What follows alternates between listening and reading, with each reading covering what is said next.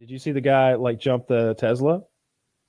He jumped. Oh, jumped on over the a maybe it Tesla? was a San Francisco street. Yeah, he jumped a Tesla like up. You know how some hills are in streets, how like he jumped it with a Tesla going like 120 or something, and like plowed into some innocent people's car, totaled the Tesla. The jump was outrageous, the amount of air he got. Because you know those things are like spaceships already. They go so goddamn fast, so quick. He got so much air. It was I don't know how He really didn't build up to it, right? The move was to hit it at 15, to hit it at 25, to see what's what. This guy just hit it. Okay. 100 miles an hour. Here's the caveat. Maybe I hope you don't know. Taylor might like this. It was a rental. Hit it hard! Hit it hard! Oh, Jesus Christ. Dude, that photo on the right is like a UFO. It's like that is so much higher than it was in my memory. If he asked you to ride along, would you go? No. I would 100% go. Taylor, here's my question. If I bought the insurance before I rented it, how do things work out for me? If you don't show them this photo, you're fine. They know.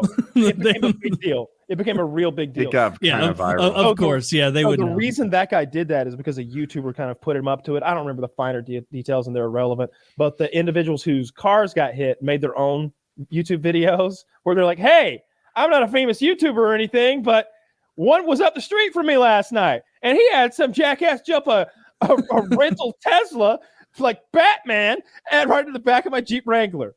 So here I am out of Jeep Wrangler, and it's just like, oh, I think they got in some trouble. I don't know what ended up happening, but I would absolutely ride shotgun for that because I'm guessing. Is he okay?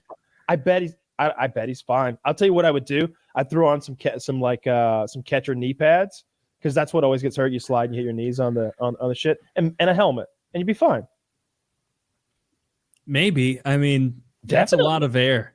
Oh, I would have gotten more. He kind of pulled it out. He needed to hit that thing going 100 miles per hour. I don't know how fast he was going, but like I feel like he could have gotten more air. Like you're only going to do this once. You are never going to rent a car again after this. There's going to be some kind of alert when you try to rent a car in the future. They'll be like, oh, there'll be a URL with that video attached every time you try to rent a car. Dude, we used to like sit there on the little system when we were bored and look up celebrities' names and see who was on the do not rent list. Yeah. Can I read this?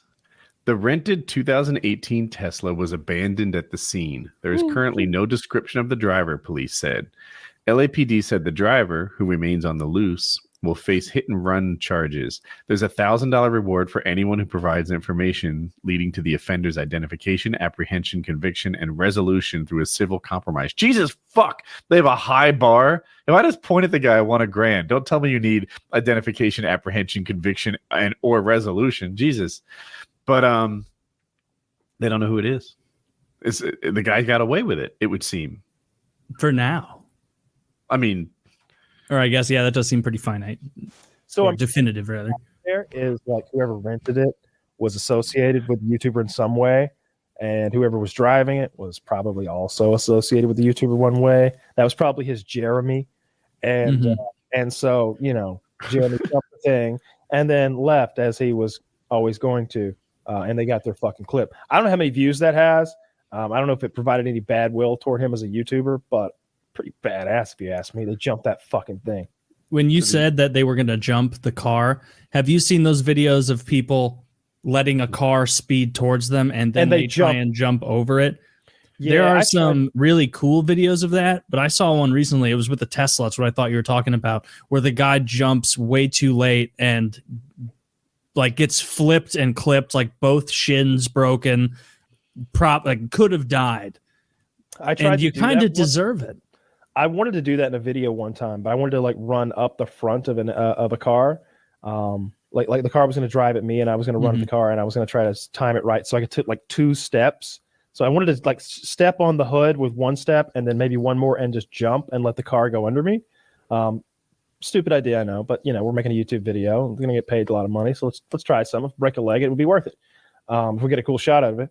And that's when Jeremy went and like took my test car and did donuts, and like the dirty fuel got mixed in and went into and stopped up the fuel filter, and now we didn't have a car. So I took his car away from him and we blew up his car that day. That was that time. And by his car, I mean my car that I had lended to him on a permanent basis. That'll show him. Yeah. Like, it did show him. Then I had to go pick him up when I needed him to work for me. Showed him good. Did you get him a new car? Fuck no, I didn't get him a new car. I had to blow up my, like, I had paid like $3,500 for that thing. Oh, Kyle, you just muted yourself. Yeah. Or maybe when he touched the mic the or thing. Something. Yeah. There he back. is. No, it was almost worth it. For him to like fuck up the initial car I was going to blow up, to see the look on his face when I was like, all right, get your shit out of my car, get your shit out of the Pathfinder. We're blowing it up. He's like, ha. I'm like, we're blowing that fucking car up today. You know what we're doing? We were working for a movie for like White House Down or something like that, or the Discovery Channel or something. I'm like, today's film day. We're blowing that fucking car up. Now you don't have a car. Find somebody to get you back to your house after this. It was almost worth it. Who lost the car? The authorities actually took that car and tested it for high explosives.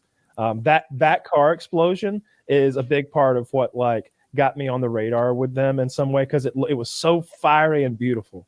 I did such a good job with that explosion. I believe the Pathfinder explosion. Yeah, that was a good one. That was a good one. We got that big orange, bright fireball. It was pretty. But I guess it looked like high explosives to some people. It was tannerite. Probably they weren't. Oh, it was 100% tannerite. I know exactly how much and exactly how much diesel and gasoline I used. I remember well. In any case, because we had the Pathfinder, I still wanted to try the thing where I ran up the hood, but it was a fucking SUV. So instead, I took one step off the bumper and tripped and rolled into the windshield with my back, broke the windshield, and the glass cut my back. So we nixed that whole idea and just I think we like faked it with some like we made it funny, like silly, like clearly we're faking it now when I'm jumping over a car kind of thing. Like we just made it silly instead of serious.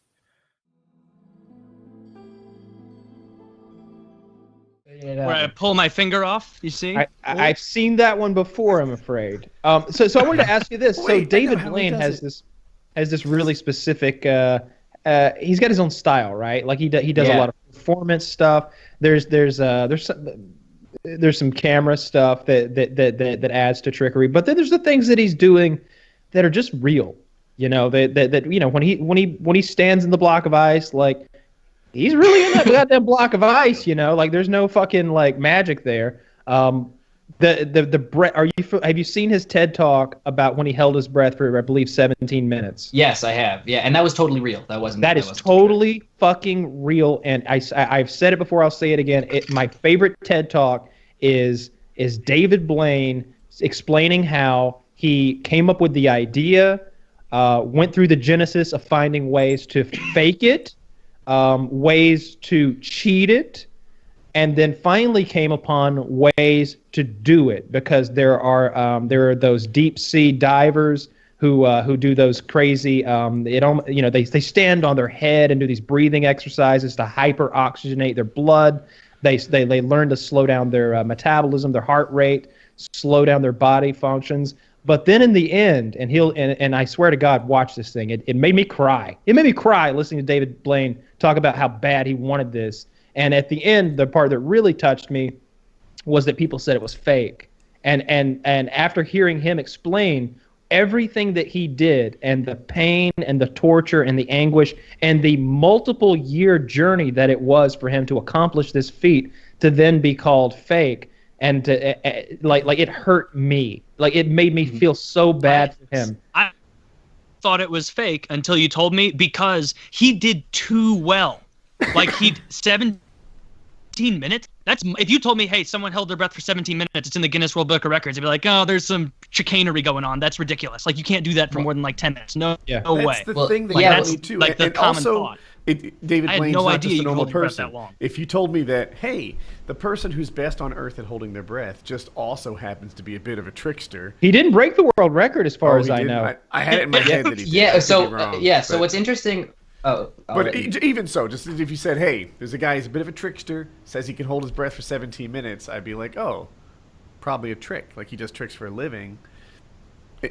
Yeah. He's the least credible person for something like that there could be. Yeah, that's true. Yeah, but it's interesting because there are different thoughts on what magic should be.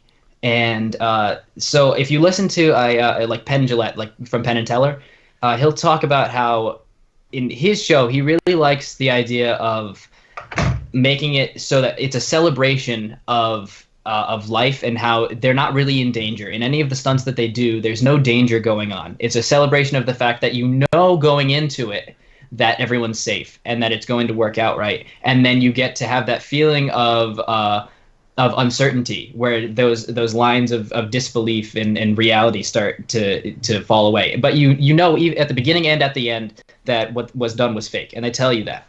And that's why my thoughts on escape artists are really interesting, because an escape artist, they'll have a show at 12 o'clock and then a show at 2 p.m. I mean, they survived the show at 12. So, I mean, obviously, like, they're going to make it out alive because they've done it hundreds of times. But David Blaine, he'll do real magic, and then he'll also do real stunts, and he'll put them in the same special. And now people that go to his shows really don't know what was magic and what wasn't magic. And so some magicians don't like that idea. Some magicians really think it's a genius idea of kind of doing real stunts and making it so that audiences don't know what's reality, and they feel almost a little bit uncomfortable in that they realize how easy it is to be lied to, how easy it is to be deceived, because they don't know what's actually happening, what's not. So I don't know what's happening. Do you like that Penn style and Teller a lot said, of mixing the two?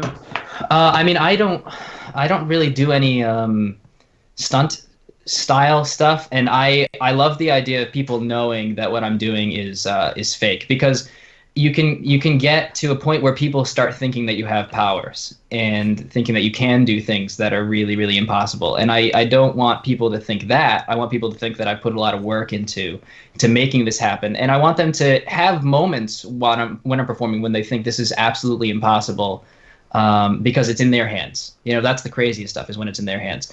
But the idea of telling people that I can do more, I have the ability to do things that are impossible, that kind of, makes me a little uncomfortable, because I don't want anyone asking me for lottery numbers and depending on me, So the Penn and Teller, again, this is on the breath holding thing.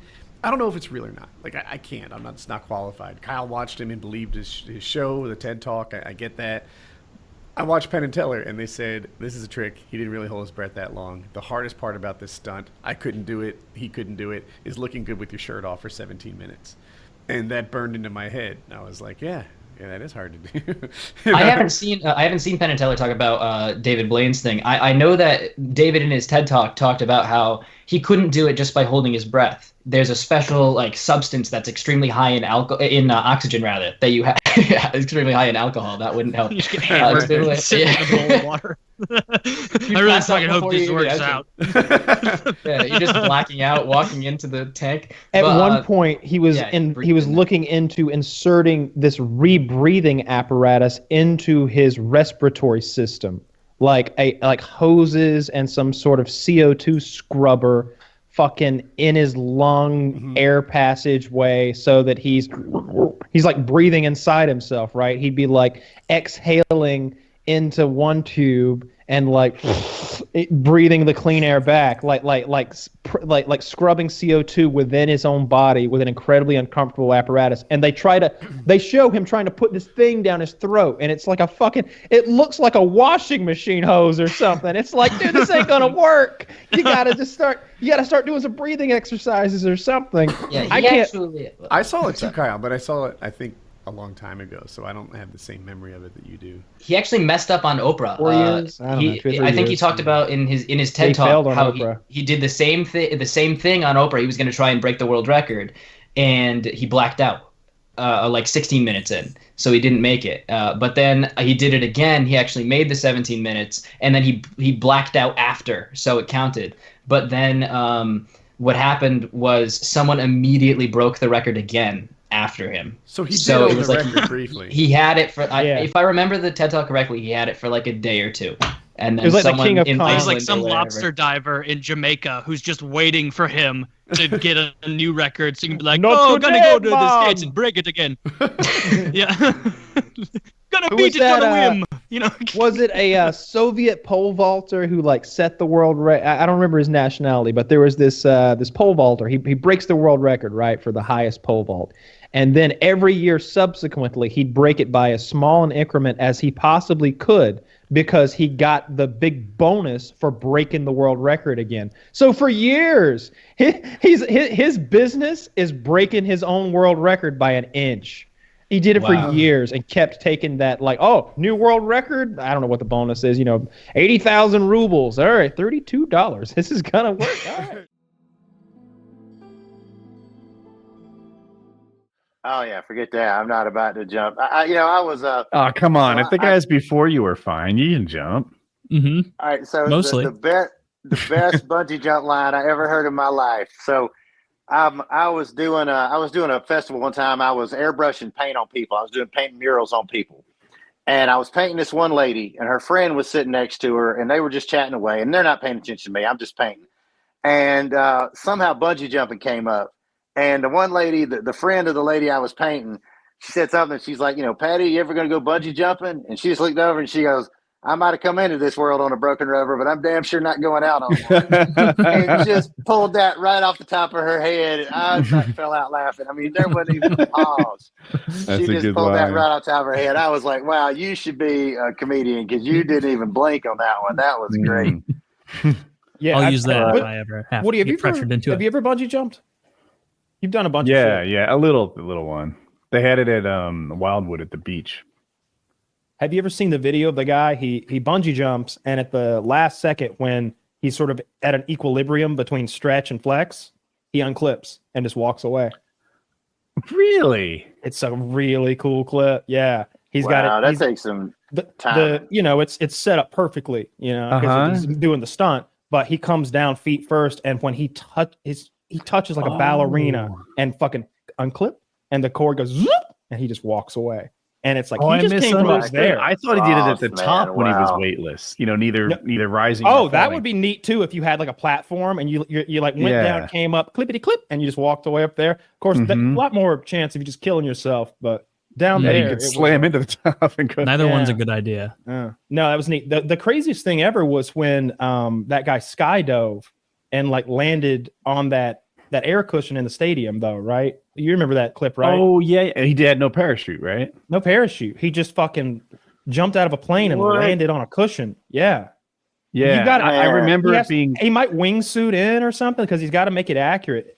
But yeah, the way I remember it, he was just a skydiver. And where he landed, you could see it from like 20,000 feet or 10 probably. And there was a big net. And then under the net, if I recall, there were cardboard boxes. And he just sort of, did the whole parachute thing. And at the very end, he rolled to his back and landed in a big net that slowed him down. Yeah. And he didn't have a parachute. Once he jumped out of the plane, he was committed to hitting this spot, which he did. Wow. No, thanks, man. That is gambling on a level that I would. I mean, what if you catch a crosswind or what? I mean, anything, man. Yeah. Gosh, so much could happen. The pilot goes literally anything happens too fast. That blows you off. I feel like it's more balls than skill. Like I bet a lot of skydivers could hit a spot on the ground. Can you imagine how much that would have ruined the sporting event for everyone? Oh, if he just exploded at the bottom. Like, they're like, we need to go. Work out. It might have been sponsored by Red Bull. Go Colts. Yeah. Cut the commercial. Cut the commercial. I haven't seen Red Bull have an event really go wrong, but I bet it's I imagine they're getting. I don't know about it. Like when they tipped that Baumgartner guy or whatever his name was out of space. Remember that? Oh yeah, that was cool, man. Yeah, that was so high up. I don't understand how anyone. That's why I think everyone who's flat Earth is just a troll and doesn't believe what they're saying. They just want to get a rise out of you. Because like you didn't watch that guy. Like he's in space. It's black up there, and there's this big round ball, and he's gonna jump on it now. Now you follow him all the way back down to Cleveland or wherever the fuck. How do you believe in a flat Earth, asshole? Get out of here. I wonder if it feels like you're gonna fall, or if you're scared of falling when you're in orbit. I bet for someone like Christopher, who's traveled the whole globe, you're just like, man, y'all need to get out more. I'm telling you, like, because I had that conversation. I know a couple people who are some adamant flat earthers, as people around the globe are starting to adopt the flat earth theory, as the saying goes. but yeah, I'm like, man, I'm pretty sure that I like left out going west and kept going and came back to the same place. Like I have seen ships disappear over the horizon. I have stood in the Arctic Circle and watched the sun go all the way around me. Like you can see the Earth's shadow on the moon. You can see there's so many levels that this is explainable that it's. But only thing I can think of is they started out somewhere like Saskatchewan that's just so flat that you could believe it. Have you seen the curvature of the Earth? I don't think I have. You have to go higher than I thought to see it, because apparently doesn't do it. Apparently, you have to go higher than that. Yeah. Okay. But you can see it higher than that. I don't know the height. Yeah, from a jet airliner, like the view you get is really shitty out of the side window. I've been to 14,000 feet, just on a paraglider, and you can't see and you get an opportunity. You get a lot of time, like an hour, to really look and like, do I see it? Do I see it at all? And my answer is no, not at all. It looks flat as heck at 14,000. Yeah. You have to go higher than you think. I'm sure I've asked you this exact question before, but it's chillier at 14,000 feet, huh? Like once. That's what stops me from going farther. Oftentimes, it's just too cold. Yeah, that's the neatest part of the thing you do. I know you love the acrobatic shit. Yeah, and that makes me worry about you. I don't like to talk about it, but I always worry about you. But there's no such thing. It's not me you need to worry about. It's the people I leave behind. Yeah, we're the people you leave behind. Don't worry about you. I ain't worried about me. You're up there at 14,000 though. I feel like, man, you got so much time to fix whatever goes wrong. You could get shot at 14,000 feet and stop the bleeding before you get to the ground. Like you could go hypoxic, lose consciousness, wake up, go to sleep, wake up and go to sleep as you lose and gain altitude. You just get a little frosty and get a cool story out of it. That's the fun part to me, being up there in like fucking orbit in a lawn chair with a chute. And that's it's like, man, how much technology would it have taken for one of those ancient races to come up with this? Like they had silk in China, right? Like why couldn't they come up with some sort of a wing that would let them like take advantage of some air currents and do some stuff? I'm not talking about fly, but like if you ever put yourself in olden times and you're like, dude, I'd be a genius because actually I just know how to use a phone. I don't know how to make one. I know how to use a battery. I don't know how to make one. I can drive, but I can't. Y'all got a 350 small block needs rebuilding? No, you'd just be like a shitty Confucius where you'd be like, one day something like this is going to happen. And they're like, really? And like, how? Tell us, future one. And you're like, oh, I can tell you more about like hockey stats. That's a sport that's going to be around. Like, I saw a video today. It was called "How a Computer Works." It was 42 minutes long. Okay, it's boring. You think I'm going to be able to explain it to Neanderthal men or some shit and it make anything happen at all? No. Oh, they see the logic and the fucking binary and come on, give me that sharp stick. I'll show you how to. Dude, if you brought a phone, that's all I got. If you brought a phone back with you, with a magic English to Latin translator or whatever, ancient Greek translator, and you showed them the video, they would be pulling your teeth and nails out before you finished as like a witch. There's no way you could smooth that over.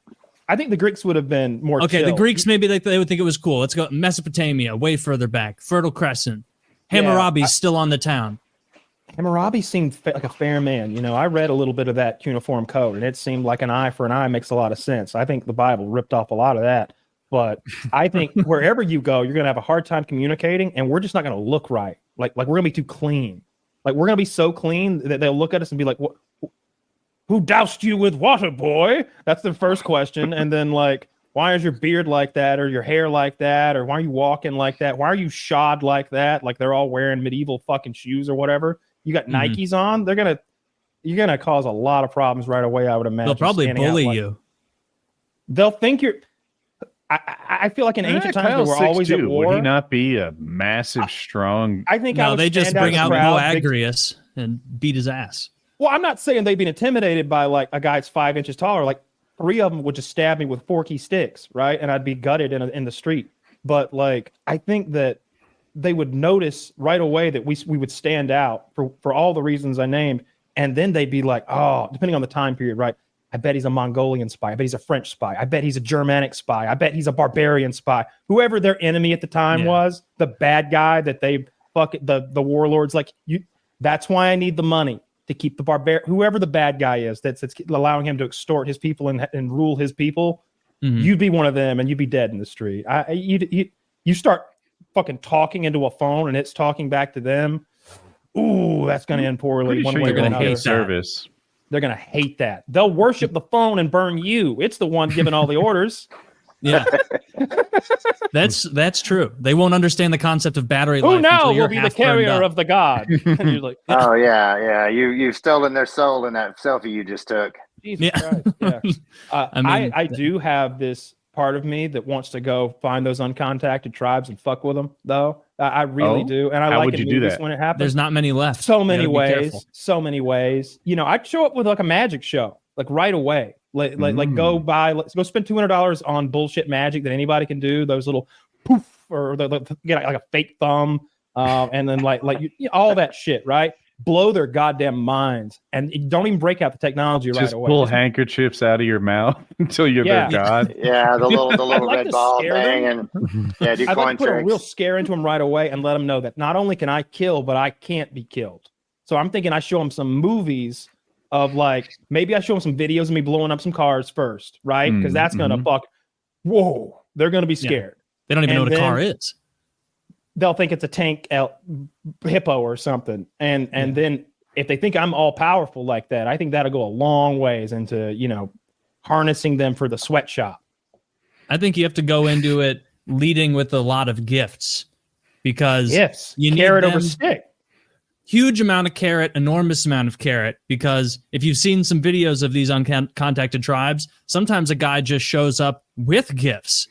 And they're just shooting arrows with like dart frog poison at him immediately. And so you need to put in their head, like when this guy shows up, good things happen.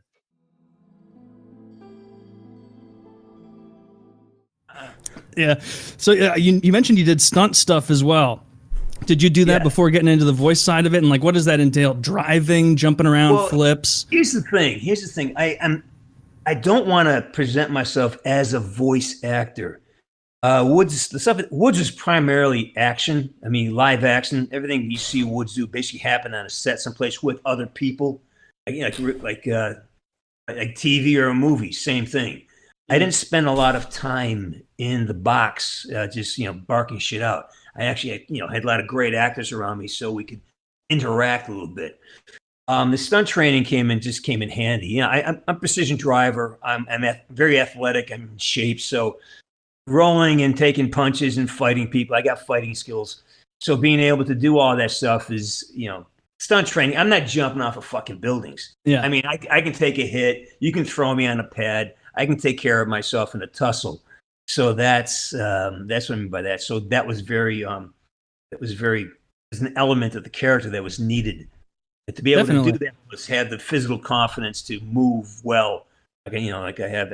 I've never asked an actual stunt guy about it, but like I know we've talked about this before. The three of us were like, when someone like Tom Cruise is like, I do all my own stunts. Nobody else can do my stunts. Is there a little bit of like where it's like, come on, man, like it's an industry here. Like Vince Vaughn doesn't, jump off buildings, not just because he doesn't think he can do it, but also because like, there's a bunch of people here whose job it is to do that. Well, let me predicate this. I am not a stuntman by trade. I have stunt capabilities. So let's predicate that. I don't make my living as a stuntman.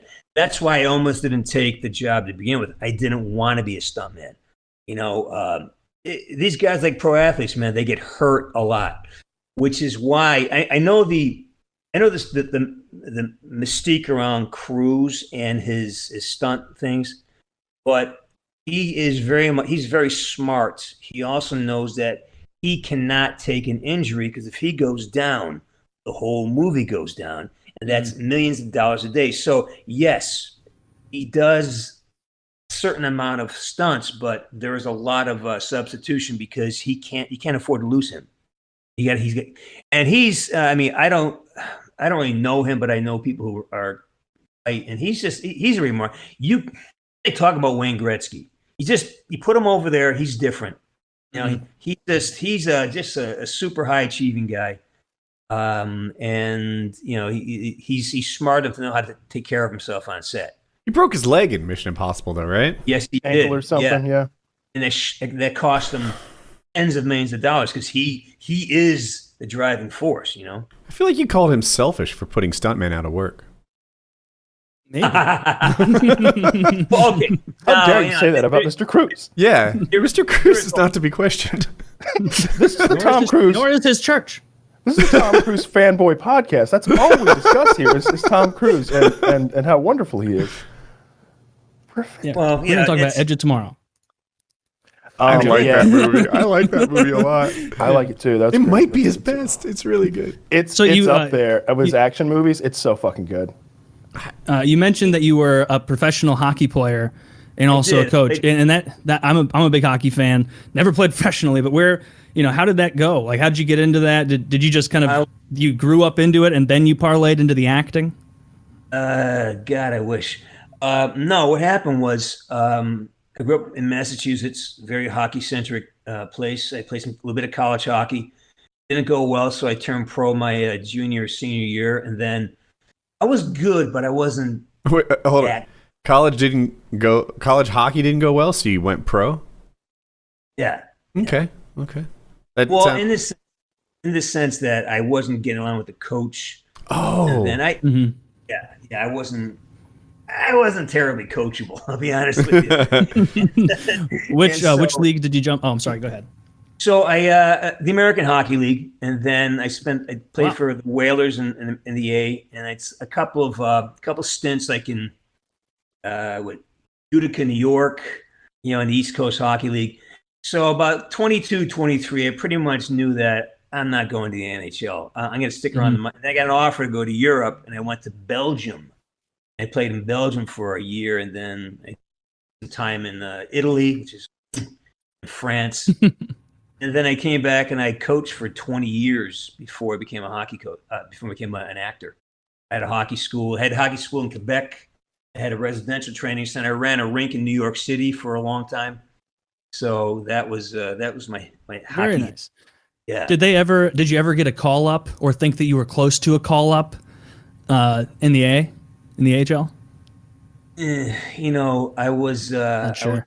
I was late. I was 21. I wasn't drafted.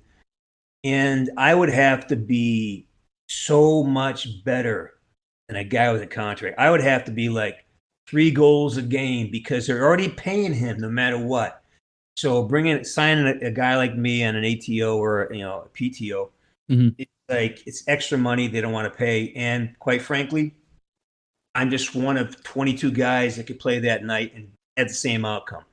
I would have to be like just literally scoring 4 goals a game if they were to bring me up because they had so many guys in line, and depending on the relationships inside the organization, where the scout, where his alliances, the politics within hockey and sports in general is really one of the most uninvestigated subjects there is. What about water balloons? Have you ever been tempted to bring a couple of those up there? You know what? I'm tempted. There are people in the community who carry toys on little parachutes. Maybe you've seen that, like little green army men and stuff. And if kids come out to watch you, or maybe you're by a place where there's often a small crowd that'll take an interest in you, they throw toys to people. It's a bird. It's a plane. No, it's Litter Man. There's garbage all over the city. But I've also seen. I saw a video of a guy, wasn't there, person, but he plowed into a crowd because his plan was to fly low and throw candy to people. And he plowed in a parking lot. Yeah, it was. Amongst the cars. I think he kicks a woman or something. It's hilarious. Yeah, so that giant everlasting gobstoppers. So I don't do anything for crowd appeal. Even at the fly-ins where there are other pilots who would appreciate this kind of stuff, I go off by myself, enjoy it, and come back. I don't do it for other people. But are you saying you're in the top 10? I'm a little rusty now. Yeah. But look, if you want to be at the top of your field, choose a small field. That's the key. I totally agree with that. I mean, like, there were probably less than 10 meaningful cannonball attempts in the decade prior to me setting the record. So it was like winning at a game nobody was playing. So I get that a lot. But that's pretty awesome. How large do you think the community is? Let's make it like active. I bet between 6,000 and 8,000 people fly a paramotor this year. Okay, something like that. That's actually more than I would have guessed. That's a lot more than they'll drive from New York to LA. He's counting Palestinians. They've got a whole squad of guys over there. Now, you want to see some tricks? Oh, that's going to be like a funny. They come in. That's going to be a funny like Google search result in like 5 years where it shows like paramotor like low, really high, back to low. Yeah, it's funny. Paramotor versus paragliding. So paragliding is when you jump off a mountain and you search for rising columns of air and you go as far as you can. Almost every time you do it, you miss your objective.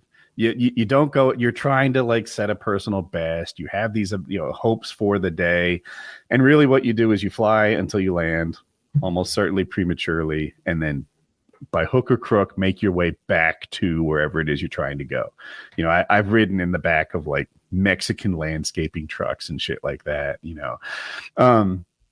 So paragliding is a sport of failure where you never quite get what you hoped you would get. Paramotoring is a sport of success. Pretty much every flight. It'd be catastrophic for me not to land exactly where I am. Most of the time I land, there's a bag I put my wing on. It's like you could hug it. I land on that. Like it's an objective of mine to make sure I nail my spot landing. It is so perfect. I bet if I had to land in a pair of like flip-flops, I could do it half the time, right? So it is a sport of success, and that gets dull. When every flight is exactly what you were hoping for, it's almost like a commute. Whereas the sport that denies you that brass ring with the paramotor every now and then, he never knows quite how much fuel he has. People stay into paragliding as an interest far longer than paramotoring, and I think it's because they don't get what they want. And you'd think that'd be worse, but it turns out not to be. I saw a Russian guy jump off a building yesterday with a homemade parachute. How'd that go? Exactly how you think it went. I don't think it went too well. Well, what did the homemade parachute look like? Like cardboard? Was it a circle with a hole in the middle? I hope it was the size of a trash bag. He had it in one hand. Oh, you watched someone kill himself? Yeah, and kind of have a fun time with. No, dude, he had his friends with him, and he was like, "Record this." I think it was in Russia, but I think he was a Brit because he had. Yeah. That's it. And there's people recording on the ground too, and they're like, splat, like. It didn't just not open. Those old black and white early aircraft attempts. There's the one that's a parachute that bounces up and down, and there's like one that looks like a Da Vinci contraption. Those worked way better than what this guy had because he just fell. He just fell off a 14-story building and died. It was rough. I don't know if you ever seen anybody fall. You ever seen anybody impact the ground from falling like real high and die? I've watched 9/11 footage, but you see mostly from the top. It's loud. It's loud when they hit. It's really loud. And not even from that far. Like they fall from like 100 feet up. It's this boom when a person hits. It gives you a sense of like, oh yeah, you just don't survive at a certain point because there's not much of you left. Yeah, Peggy Hill did, but well, that's take that, Kyle. Take that, idiot. Survived. There's been skydivers who survived their falls, like into fields or into trees and stuff like that. I think there was a lady whose plane went down over maybe the Amazon or some jungle, and her seat was flying free, and she survived. She had like a severe leg injury, maybe a hip injury or something, but she walked out of the fucking jungle. I'm aware that water is like concrete if you hit it fast enough, right? And the reason I didn't understand until not long ago is that the water has to get out of the way for you to pierce it, and it can only get out of the way so fast. And the surface tension as well. Okay, yeah, I don't know. You'll see guys. You're right, but yeah, you'll often see guys who are about to do a bridge jump, throw a rock in, and get the water moving down there, so it's not this perfectly still surface. That's tension. not for surface tension, though. I claim it is. I claim that is so that you can tell the difference. It's actually really hard to know how far from the water you are. So if you drop a rock, or in like diving events, they have a little spray, and it makes it so that the water has ripples, and now you know how far from the water I need to ask a rock jumping Giga Chad. He'd know. That's why that in high diving they have spouts of water that splash. But for practicing high diving, they have bursts of bubbles that go underneath the water and break the surface to avoid surface tension. So both are at play. Okay. Aerate the water. But you ever seen anybody jump into aerated water? You're falling out of a plane. They tell you water's like concrete. Is it? I'd pick it over concrete. Like, how bad is water? What if you turn into your best torpedo, right? Toes pointed, fingers sideways. Like, what if I like spit when I'm close? Like, break the tension. At the very end, jump. He survived because he peed the whole way down. Water's definitely better than concrete. Like, but because I've seen people do really high cliff jumping before. Zach, what's the world's record cliff jump? I'm curious. Higher than the world record I've jumped from 60 or 70. I've jumped from bridges where there are markings that tell you how high the thing is. Does that make sense? Like, so that sailboats know what their clearance is. Certainly, yeah. So I'm not guessing. I can tell you it was 68 feet. I'm acting like I don't know. And I've jumped from that. Where's terminal velocity? How far is that from? I don't know. You were not at terminal velocity. Terminal velocity is like 150 miles per hour for a human body. I sent that meme about DPH, diphenhydramine, the people who get fucked up on Benadryl. Robo tripping. Robo tripping is different. So I learned that from the Benadryl one. So the DPH is the Benadryl one. DXM is Robo Trip. And I don't know the relationship between those two societies of upstanding individuals, but I was on the DPH one, which is diphenhydramine, people who abuse Benadryl. And we've said before that if you go on YouTube and you look up DPH trip story, it is nothing but people like telling you don't do this. It is a nightmare. It's a waking nightmare. It is horrible. I do not recommend this drug to people. And somehow they get like addicted to it and they do it all the time. It destroys your brain. It like what it does to your liver and your kidneys makes alcohol look like a health potion. Apparently, like it's that fucking devastating to your body and your brain. You become demented. You get you get demented. Psychotic. You get demented. You adapt dementia over time, and you get fucking brain worms, and you fall apart. Don't you see spiders and stuff? You see spiders. So I found a story on there, and so what they say is that 700 milligrams of Benadryl is like a threshold of like you might, you're almost in Hat Man territory where you might see a shadowy man who wears a hat. They all consistently say the same fantasy or the same visions about this Hat Man. And this is a story. This guy took 4,000 milligrams, 4 grams of Benadryl, and he's telling this story. And so I'm going to read this. He says, "Thank you. Stats, age 20." This is from a couple of years ago. Stats, age 28. Name, Steven. Occupation, Terra Steel Factory and Recycle. 145 pounds, 5'10". Education, high school diploma. Favorite movie, Cars 2. I'm 28, I work at a steel mill, and I have no college degree. You'll have to take my word for this because I don't post any personal information of myself. You just did. Anyway, here's what you came for, how the trip went. 11 a.m.-ish. Took 80 pink caps. Throat got tired of swallowing so many, so I almost puked. 11:30 a.m. Extreme fatigue set in. Believe me when I say it was physically difficult to move. Not the oh ha I'm high, so couch locked hee, but literal near paralysis. I could not walk. I put paste all over my mouth and throat, so dry mouth was intense, but no excruciating. That doesn't make sense. Okay, Noon. So he prepared for the dry mouth that was to come with some sort of paste. Yeah, some kind of paste. Thank you. At noon. At this point, everything went to shit. I was completely paralyzed, so I just gave up on trying to move. Everything was dreamlike, jumpy and flickery. On LSD, everything is relaxed and flowing. On DPH, everything is skittery like a low FPS video game. My bedroom door swung open and suddenly a black figure dashes in. It teleports in front of me and stares at me. Even though it's a silhouette with no eyes or face, I can feel a stare. There's no spiders, but thousands of black beads begin spinning around my wall. I can see a man in the hat, fully shadowed about 12 feet away. 6 minutes in, I'm not sure if this is reality or if I'm dreaming. I can't even check to see if my eyes are open or if they're closed. Can't move, just silently scream in horror as the entire room begins spinning 900 miles an hour with shadow people dancing about me. 12:25 question mark? The spinning of the room keeps getting faster and faster until I can feel myself vomiting, but the pain and sensation feels oddly distant. I can't describe it. It feels like someone else is vomiting through my body. It is horrific nonetheless. A shadow person then begins to choke me, and I feel like I'm being strangled for a good hour before everything goes black. Everything begins to fade to white. I realize I can move and walk around and that I'm not high anymore. Looking back, this was obviously a lucid dream while I was comatose. I can't really compare it to anything. Look up the SpongeBob episode SB29 when he's in a big white room and there's nothing that exists for the quickest comparison.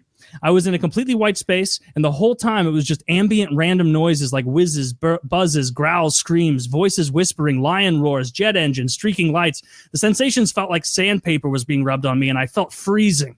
I can't put into words, but I felt like this was the longest part of the trip. My sense of time was so distorted, I believe I was in the white space longer than I've been alive. What was less than 1 day, legitimately, wholly, completely fucking felt like 6 years minimum. I have 6 to 10 years worth of auditory and visual memories from that day. 6 to 10 years of my life were forgotten and replaced with those random auditory noises, streaks, and sounds. Between 12:40 and 5 p.m., I don't know when the white space ended, but now I'm in the middle of the road. It's reality, not some surreal dream. I see a shadow man about 300 feet away, so I start running. I chase and chase, but he never gets closer. Eventually, I stop out of tiredness, and suddenly the sky opens up and a gigantic black mouth swallows me whole. What happened next is I'm on Reddit, looking at Reddit. No joke. I can see my own body. Or no, I can't see my own body. I just see a giant page that displays Reddit. I scroll through all the pages, and all the titles and comments make no sense. Like, Trump reveals the truth about reveals the reveal. Like, eventually the screen fades and I can vomit again. I can feel it, but don't see it. Between 5 and 8, maybe, pure blackness and pain. All I can say. Every part of my body hurts more than it ever has. The phrase splitting headache can't describe it. It feels like there's a hot coal in my ears. I still can't move. I'm knocked out. The hallucinations are just streaks and flickers now. 8 to 12 p.m. the next day. Lots of buzzing noises. Felt like I was covered by a swarm of bees that were constantly vibrating. Some point during this stage, I woke up in a puddle of sweat and pink vomit.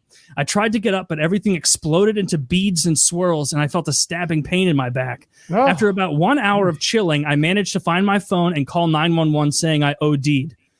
2 a.m. At the hospital, they pumped my stomach and Narcaned me even though I don't do heroin. Woke up later. Not too big an ordeal, but I managed to spin it off as an accident and avoided the mental hospital. I go for dialysis weekly now.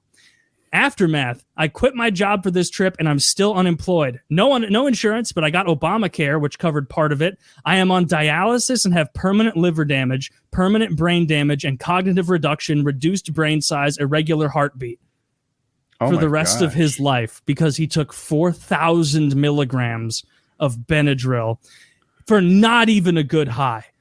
I can't. All right. No, not just for not even a good high. For the most terrifying experience that I can imagine.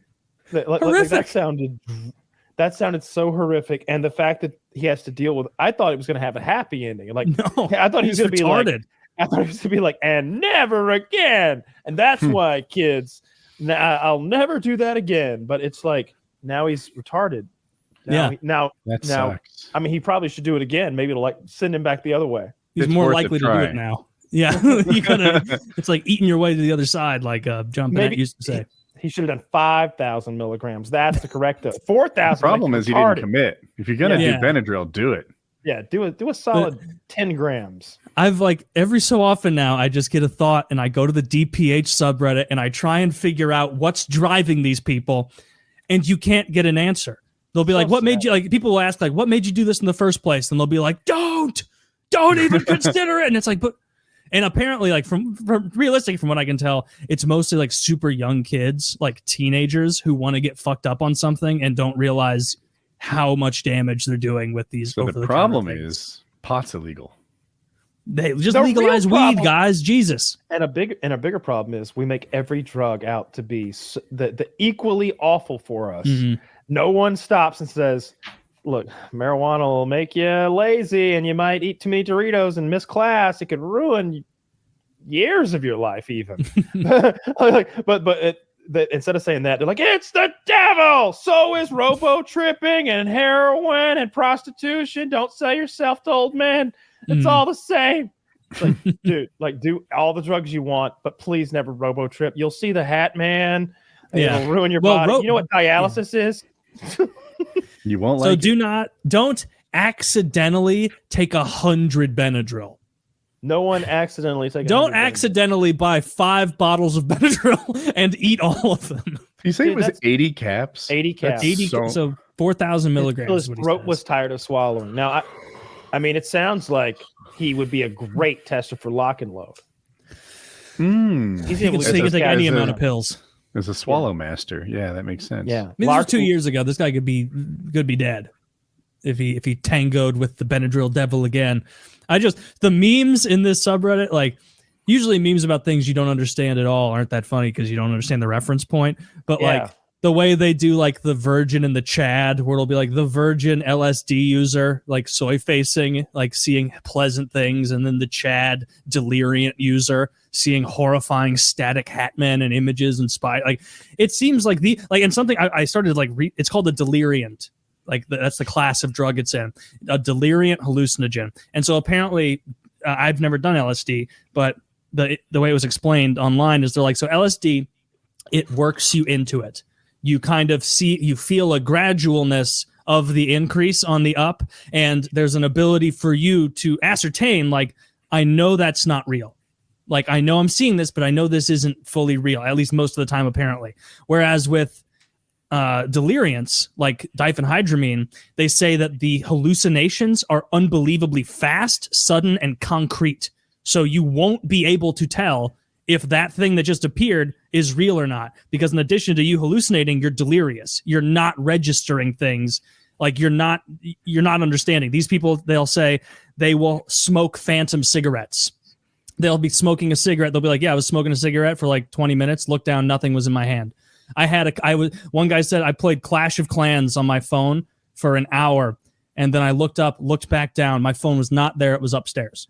Like, and so they're just totally whole cloth inventing reality. They're like, and you'll hear voices of your loved ones, but they're not being encouraging. They're being horrible to you, like ripping on you, insulting you. And after that, you can look forward to seeing that better. It's no part are they like, and then just like the end of a warhead, the payoff. Like, no. And then the payoff is you can't remember how little fun you had because you have dementia. Like, apparently. That sounds dreadful. The worst drug. Just take it for allergies. You sent those memes of, like, I don't know, spiders crawling on people and really like uncomfortable to look at things, and I was just like, what the fuck is he sending me? It's like 2 a.m. All these spiders crawling on people's hands and shit. And it was like a starter pack for like robo tripping or whatever this is called again. Like, DPHing. What are they? Remember in South Park when they were cheesing? They're spraying the cat piss and going to that other realm. Dude, that drug sounds so gross. Would you rather do this or crocodile? You can do crocodile once and be okay, probably, right? Can you do this once and be okay? I mean, it seems like if you do it big, you're fucked the first time. Don't do it big. Do like 700 and leave it at that. It's still so much. It's probably too much. Well, that guy did 4,000. Yeah. And he's 145 pounds. That to me stuck right out at the beginning. I was like, oh, you're probably right. A 145-pound man took 4 grams. Okay, bro.